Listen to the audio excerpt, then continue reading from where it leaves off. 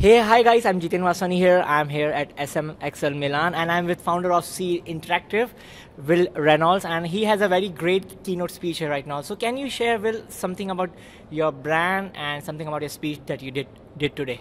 So my brand, we just try to do the right thing.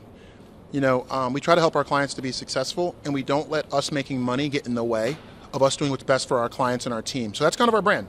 In terms of what I presented today, it's an extension of that. I started realizing the flaws in the way that I was doing SEO when I started looking at big data. And I started realizing how often I relied on best practices and articles to read up on something, but I'm not sure that that article applies to this one client. It might apply to 90% of my clients, but if I'm working on this 10%, how do I know that?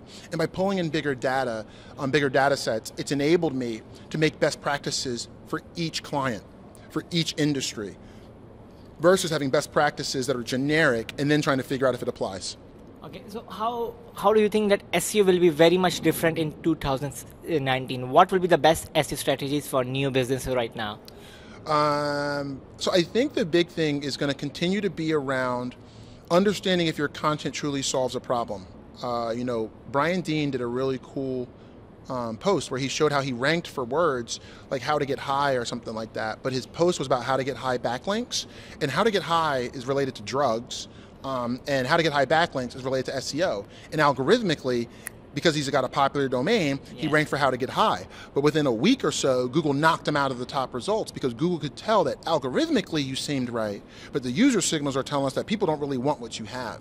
So I think that writing content to better work with user signals and understanding, is this really going to solve somebody's problem, I think is going to be more and more important in 19. Okay, what are your favorite SEO tools right now you are using for your clients? So I use most of the same tools that everybody else is using. It's just that I take all that data and get it into a data warehouse. So my favorite SEO tool right now is not an SEO tool. I mean, that's how you end up being ahead of things, is don't use the tools that everyone else is using.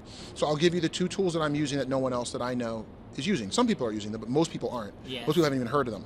One of them is Power BI. Yeah, I didn't heard about this tool also. So the reason I like Power BI over a tool like Tableau is Tableau isn't free.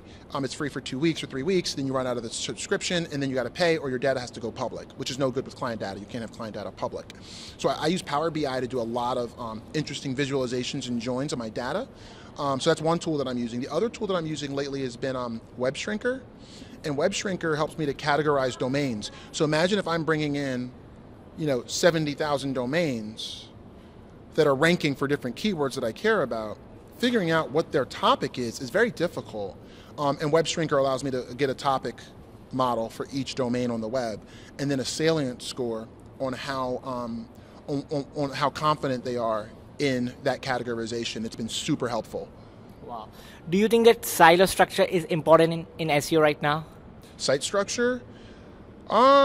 Yeah, I do. It depends on your client base. I mean, for me, because we work with a good range of clients, but I will say our bigger clients, I'm finding that it's more important to understand how to structure their data in clusters and their posts in clusters around topics, and then internally link those. We're finding that's getting us a lot of the way there in terms of getting success for a client. So I believe that doing that is important, and it's something that we're still just starting to figure out how do we do that in a big data world. Okay, do you think that getting backlinks, high domain authority backlinks, will help me to rank higher than my competitor? If I get a backlink from Forbes or these kind of high authority magazines, so what do you think about these getting a backlinks from high DAPA blogs? I think it's still important. So what's your thoughts on this? I think it's still important but here's the thing. Yeah. My approach these days is to take a look at what's the data telling me. Not what everybody says links are important, doesn't matter to me. I'm finding that links are more important and less important in different areas. And this has been backed up by the guys at, it's a German rank tracking company.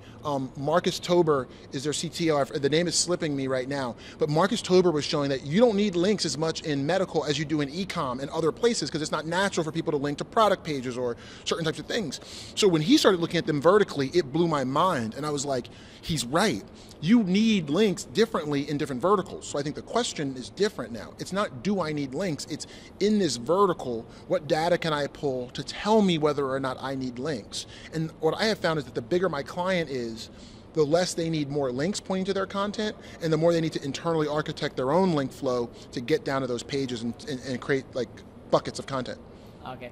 Do you think that new startups or businesses should focus more on SEO or PPC? Means what's the best strategy for new businesses right now? I think that that's difficult because I'd like to say start with PPC because it's going to make you quick money. However, but if they don't have funds, then then they can't, right? That was my question, right? Is like, well, if you have the funds to start in PPC, I recommend you start in PPC because PPC gets you keyword data and conversion data at the keyword level. So now you know what keywords make the most sense. SEOs, you're building pages, you don't know if that page, what keywords is that page ranking for that's driving the right kind of user. So you're like, all I know is that this page is driving conversions, but you do not know the exact keywords that are causing those conversions. So for me, paid gives you that data, which is why I like to use paid to start. But if you don't have the money, you're going to have to start with SEO. Okay, what is the number one SEO factor in 2019? What will be the number one factor that you think, okay, this can be influence rankings? The answer is I would pull data on that. You know, I've been doing SEO for 19 years. Yeah, you have a lot of experience. And I don't trust my gut anymore. Like, I don't answer questions like that anymore because I've been proven wrong so many times. With 19 years, every day of my life, I pull data and I look at like, oh my God, I've been really wrong on this. So for me, the right thing to do in 2019 is client by client and industry by industry. So what I would need to do is look at a client, pull down the data, and based on the data, I can see who's consistently outranking you and what's really different about their strategy than yours. And I'm like, for you, next year, that's what we're going to work on. But that could be very different by client. So I pull data and then I make recommendations. Okay, what kind of SEO updates you can expect from Google right now? Means in 2019, means what do you expect from Google right now? I expect Google to get better at understanding intent. And if your content doesn't connect with the intent of the user, like that Brian Dean example, I feel like you're going to be in a lot of trouble. It's going to be hard to trick Google with links and content and keywords on a page if that page doesn't really solve a user's problem. Because sometimes I see on the top results that some content are copied, they are doing some kind of keywords and density spam. So what do you think about these things means? Well, you know, that's also different by country. I hear that, you know, most of my clients are multinational or they're US based. I hear that in some countries, you know, you can get away with lower quality tactics and still rank well, you know. So I think that again comes down to pulling data. If I'm trying to rank for the word, you know, cloud computing in India, it might be a very different set of recommendations than if I'm trying to rank for cloud computing in the US. Because from what I understand for international SEOs, they tell me that different countries aren't always as caught up to speed on the spam tactics that we're seeing in the US and on google.com. Okay. Do you think that trust flow and citation flow still matters in 2019, whether it's DA or PA? You know, I haven't done a lot of research on that. Yeah, because a lot of experts have different opinions that if you have a high DAPA, you will rank higher. What's your opinion here? What I'm seeing, what the data is telling me right now is that there are pockets of opportunity where you can beat high DA sites, like I just showed. You know, you look at Wayfair or Target, you're like, I can't beat them, but find a section of their site where they're building low quality pages, and I'm guaranteeing that you can probably beat them there. So it's no longer like, can I beat Target for a head keyword? Probably not. A lot of those head keywords are going to be hard to win on. But you can beat Target on certain parts of the long tail, especially where they're just like, we're going to push our domain authority to this section and let that be the reason why we rank. If you build better content, you could probably outrank them. And I can take one more question. Okay. One last question, how do you optimize 404 error pages? How we can optimize those kind of pages to get more sales, more conversions from our shopping sites or e-commerce? You know, I think the first thing you need to do with 404s is understand, with 404s, you want to almost understand what's triggering them, right? So are you out of product? Did you never have that product? Like, because if you're out, it's almost like if you're out of product, then how strong is your recommendation engine? So in e-com, I might say, like, how strong is your recommendation engine to getting somebody the next closest thing?